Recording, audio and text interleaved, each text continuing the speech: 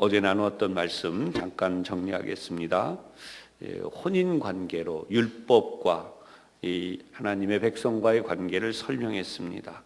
율법이 예수님으로 인하여 죽음으로, 그래서 율법이 더 이상 이 하나님의 백성들에게 어떤 권리를 행사할 수 없다. 율법으로부터 해방되었다.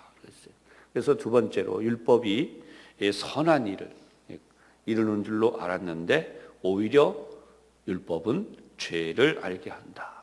죄가 죄 되는 것은 율법에 정한 것 때문에 어떤 죄인지를 알게 되었다는 거죠. 그다음 세 번째, 우리가 이러한 것에서 어떻게 선한 싸움을 싸우며 살아가는가. 죄 때문에 우리가 고통당하는 모습인데 그 이유는 속사람 한쪽에서 하나님의 선한 뜻을 이루고자 하지만 또 한쪽에서는 우리가 죄에 붙들려서 점점 고통을 당하고 있다. 그래서 누가 나를 이 사망의 몸에서 건져내겠는가? 오늘 드디어 거기에 대한 해답이 나오죠. 그래서 오늘 로마서 8장 전체의 큰 주제를 하나 생각한다면 생명의 성령의 법이다. 1절로 17절까지 생명의 성령의 법, 그 다음에 18절로 30절까지 하나님의 아들이 나타남과 성령의 도우심, 그리고 31절로 39절까지 하나님의 사랑, 하나님의 아들의 사랑, 이렇게 오늘 생각해 보겠습니다. 첫 번째 우리 생각하려고 하는 것은 율법의 요구가 이루어지게 하셨다라는 거예요. 1절로 11절까지입니다. 먼저 오늘 주제처럼 예수 그리스도 안에 있는 자에게는 결코 정죄함이 없다. 이 1절에 나오는 것이죠. 저희가 오늘 이 새벽 예배를 드리면 드디어 이 절반을 넘어서요. 그죠? 보름간의 특별 새벽 예배 가운데 이제 절반을 넘어서게 되는데 이 로마서도 비슷해요. 16장까지 있는데 오늘 그 절반을 딱 넘어가는데 이제 여기에 너무 중요한 말씀들이 많습니다. 그래서 여러분들이 요절로 외워야 될 말씀이 여기에 가득해요. 생명의 성령의 법이 죄와 사망의 법에서 너를 해방하였습니다. 로마서 8장 1절과 2절입니다. 사실 신앙생활에서 이 부분이 없다 그러면 우리가 얼마나 고통스럽겠어요. 어제 나눴던 말씀처럼 오라 나는 곤고한 사람이로다. 죄가 막 나를 끌고 간다는 거죠. 주님의 말씀대로 살아보려고, 하나님의 뜻대로 살아보려고, 그런 우리를 위해서 하나님은 율법의 요구가 이루어지게 하셨다는 거예요. 어떻게 했는가? 3절에 보면 3절 중간 이하입니다. 자기 아들을 죄 있는 육신의 모양으로 보내어 육신의 죄를 정하셨다. 우리는 육신을 가진 존재이기 때문에 3절이 바로 그 모습이에요. 우리가 육신으로 인하여서 연약하기 때문에 율법대로 그 모든 뜻을 이루기에는 불가능해. 얼마나 유혹에 취약하고 육신이 연약해서 감당하지 못한다 이거죠. 그런 우리에게 예수님을 육신의 모습으로, 죄가 있는 육신의 모습, 그렇다고 죄가 예수님께 있다는 뜻이 아닙니다. 예수님이 죄를 가진 연약한 육신의 사람, 바로 그 모습으로 보내셔서 예수님께 그 죄를 정하셨다는 거예요. 그래서 4절에 보면 중간이야 율법의 요구가 이루어지게 하셨다는 거예요. 이게 엄청난 비결이에요. 예수님은 우리의 모습과 똑같이 되셔서 우리가 연약해서 할 수 없는 것을 예수님이 직접 하셨다는 거죠. 그래서 이 부분에서 우리의 생각이 완전히 갈려요. 저 사람 진짜 그리스도인이야? 저 사람 진짜 하나님을 믿는 사람이야? 라는 기준이 5절과 6절에 나와요. 5절, 6절, 7절 연속되는데요. 육신을 따르는 자는 육신의 일을, 영을 따르는 자는 영의 일을 생각한다는 거예요. 예를 들어서 그 사람이 정말 믿음 생활을 열심히 하는 사람인가? 그 사람의 생각을 들어보면 알아요. 육신을 위해서 살고 있는 사람, 그러면 저 사람은 아니야. 그런데 오히려 영을 따라 살고자 하는 일을 마음에 늘 생각하는 거예요. 이 사람은 하나님의 일을 생각하는 사람이라는 거죠. 그래서 결론이 미리 나오기 시작합니다. 육신의 생각은 사망이요 영의 생각은 생명과 평안이니라. 이게 결론이에요. 미리 그 사람이 살고 있는 모습을 보면 그 사람은 사망을 향해 달려가는 사람인지 아니면 그 사람은 하나님의 나라를 위해 달려가고 있는 사람인지 이게 구분이 딱 되면서 결과는 어떻게 되는가? 육신을 위해 살고 있는 사람은 죽음으로 가고 있고 영을 위하여 살고 있는 사람은 그의 삶이 점점 하나님의 생명과 평안이 그에게 나타난다는 거죠. 이 부분이 너무나 중요한데요. 7절, 8절 육신의 생각은 하나님하고 원수라는 거예요. 점점 내 육체적인 삶, 이 땅에서의 삶을 정말 살찌고 기름지게 좋게만 가려고 하는 사람은 하나님하고 원수가 될 뿐만 아니라 이 사람은 하나님의 거룩한 법에 굴복하지 못하게 되고 하고 싶다고 해도 되지 않는다는 거예요. 그래서 결론이 8절 육신에 있는 자들은 하나님을 기쁘시게 할 수 없느니라. 그런데 이제부터 어떻게 해야 돼요? 이게 달라져야 돼요. 달라지는 삶은 어떻게 하느냐? 율법의 요구가 이루어지는 삶은 어떤 것인가? 9절입니다. 하나님의 영이 너희 안에 거하시면, 하나님의 영이 우리 안에 거하시면 어떻게 되는가? 10절 먼저 죄로 말미암아 죽었던 우리의 삶이 살아나게 된다는 거예요. 그래서 11절에 죽은 자 가운데서 예수님을 살리신 하나님의 영, 이게 뭐죠? 성령이에요. 이 영이 우리 안에 거하시면 우리가 죽을 몸이라고 해도 결국은 다시 살아나게 된다는 거예요. 하나님의 영이 우리 가운데 거하신다. 이 놀라운 역사. 두 번째로 우리는 그리스도와 함께한 상속자다. 12절로 25절까지의 내용인데요.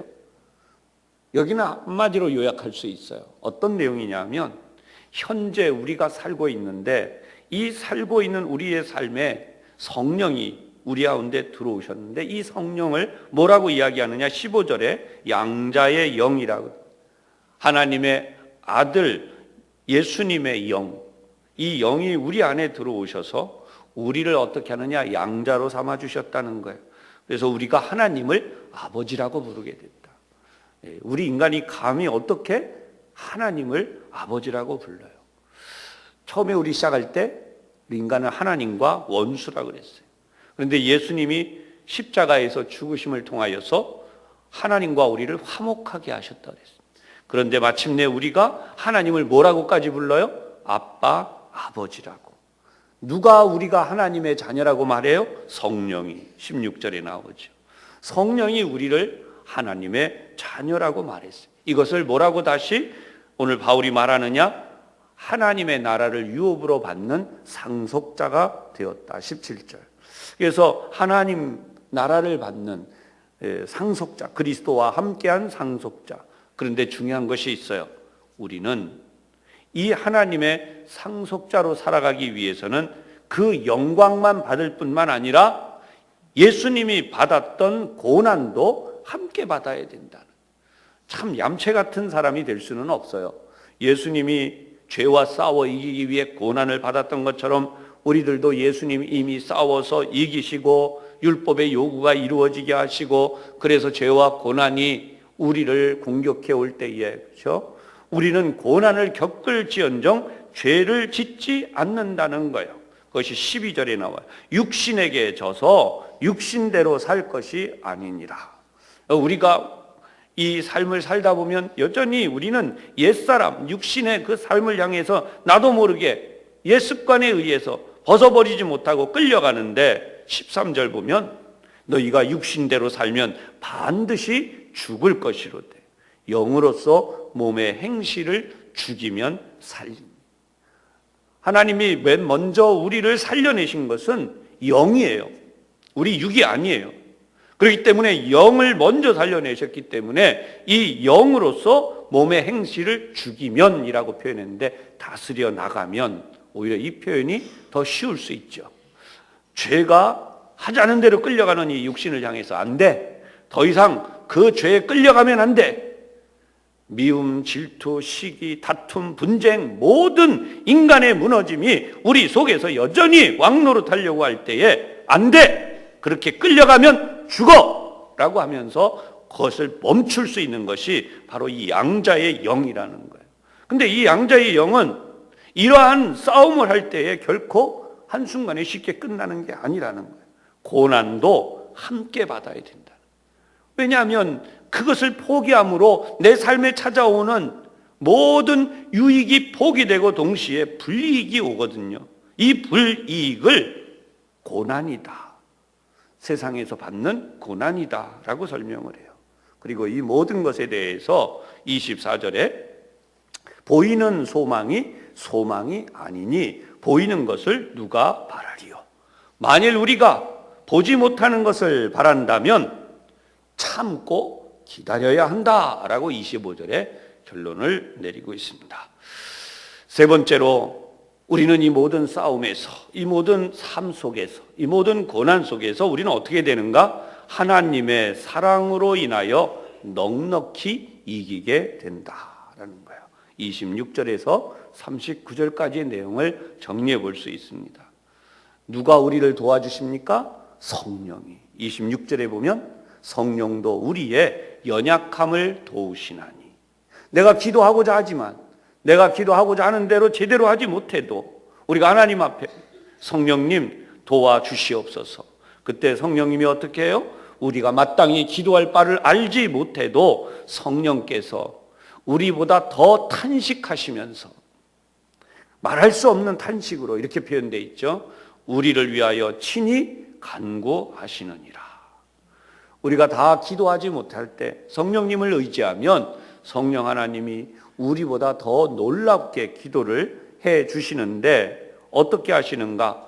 27절에 보면 성령이 하나님의 뜻대로 성도를 위하여 간구하심이니라. 유명한 로마서의 결론이 있죠. 28절 함께 합니다. 시작. 우리가 알거니와 하나님을 사랑하는 자 곧 그의 뜻대로 부르심을 입은 자들에게는 모든 것이 합력하여 선을 이루느니라. 아멘. 우리가 가장 의지하는 말씀이잖아요. 하나님의 뜻대로 부르심을 입은 자, 그들이 누구입니까? 하나님을 사랑함으로 오늘도 이 자리에 예배하러 나온 여러분들이에요. 여러분들을 향해서 하나님은 어떻게 하시는가? 모든 것이 합력하여 선을 이루게 하신다는 거예요. 이 하나님의 말씀을 의지할 때 가장 강력하게 우리 가운데 대두돼야 될 것이 있어요. 그게 뭐냐 하면 하나님이 우리를 너무너무 사랑하신다는 거예요. 죄로 인해 무너지고 있는 우리에 대하여 31절에 만일 하나님이 우리를 위하시면 누가 우리를 대적하리요 그랬어요. 하나님의 백성된 우리를 사단은 계속 공격해요. 쉽게 설명하면 이거예요. 하나님 앞에 욥기서에 나온 것처럼 사단이 가서 여러분의 이름을 부르면서 여러분들을 참소합니다. 하나님 누구누구 보래요. 누구누구 보래요. 이렇게 하는 거예요. 저 여전히 죄 짓잖아요. 저렇게 잘못하고 있잖아요. 자기밖에 모르잖아요. 하나님을 전혀 생각하지 않잖아요. 이렇게 하는 거죠. 그럴 때에 하나님이 우리를 위하신다는 거예요. 하나님이 절대로 그러한 것에 우리를 내주지 않으신다는 거죠. 32절, 33절, 34절까지. 그래서 직접 이번에는 어떻게까지 하는가? 하나님이 33절 택하신 자를 누가 고발하겠는가? 의롭다고 하신 분은 하나님이다. 그리고 누가 34절 정죄하겠는가? 그리고 예수님이 직접 이번에는 하나님의 우편에서 우리를 위하여 간구하시기까지 하신다. 우리는 이 모든 하나님의 사랑으로 인해서 37절, 38절, 39절 우리가 우리를 사랑하시는 하나님 때문에 넉넉히 이긴다는, 그냥 아둥바둥 이기는 게 아니에요. 넉넉히 이기느니라. 그러기 위해서는 아까 앞에서 서두에 나왔던 우리가 무슨 생각을 하며 살아야 돼요? 영의 생각을. 육신에 속한 자로 사는 게 아니라 영의 생각을 하고 살아야 돼요. 육신의 생각으로 살면 사망으로 가는 거예요. 그러나 영으로 생각하면 어떻게 되는가? 하나님 은혜로 우리가 넉넉히 이기는데 사망이나 생명이나 천사들이나 권세자들이나 심지어 그 어떤 권세라도 또 다른 피조물까지 39절에 나오죠. 우리를 하나님의 사랑에서 끊을 수 없다. 오늘 여러분들은 영의 생각을 또 영을 위하여 선택하고 결단하고 살아가는 모두가 되시기를 주님의 이름으로 축원합니다. 우리 시간 함께 동성으로 기도할 때에 하나님의 역사를 저희들에게 주셔서 감사합니다. 성령이 우리를 위하여 친히 간구하실 뿐 아니라 예수님도 우리를 위하여 친히 간구하고 계시고 하나님의 사랑으로 인하여 우리가 넉넉히 이기게 됨을 감사합니다. 여러분들의 개인적인 기도 제목과 함께 한 통성으로 잠시 기도하겠습니다. 우리를 위하여 죽으실 뿐만 아니라 또한 살아나셔서 하나님 우편에 계시며 우리를 위하여 간구하시는 예수님의 그 놀라우신 사랑 때문에 하나님의 사랑이 완성되어서 저희들이 넉넉히 이 하나님의 사랑 가운데 승리하게 된다고 하셨사오니 하나님, 어떤 것이라도 높음이나 깊음이나 다른 어떤 피조물이라도 우리를 주님 안에 있는 하나님의 사랑에서 끊을 수 없다고 하셨사오니 하나님의 역사가 저희 가운데 온전히 이루어지게 하여 주옵소서. 예수님 이름으로 기도하옵나이다. 아멘. 이제는 우리 주님 예수 그리스도의 은혜와 아버지 하나님의 놀라우신 사랑하심과 성령님의 충만하심이 하나님께서 우리를 위하심을 믿으며 양자된 우리가 고난을 당할지언정 이 하나님의 거룩한 사랑을 결코 포기하지 아니하고 반드시 이 순간을 지나가면 하나님의 크고도 놀라운 역사가 이루어질 줄로 믿고 다시 한번 용기를 내며 담대한 믿음으로 하나님의 주신 삶을 향해 나아가는 우리 모든 성도들 위해 이제로부터 항상 함께 하시기를 간절히 축원하옵나이다. 아멘.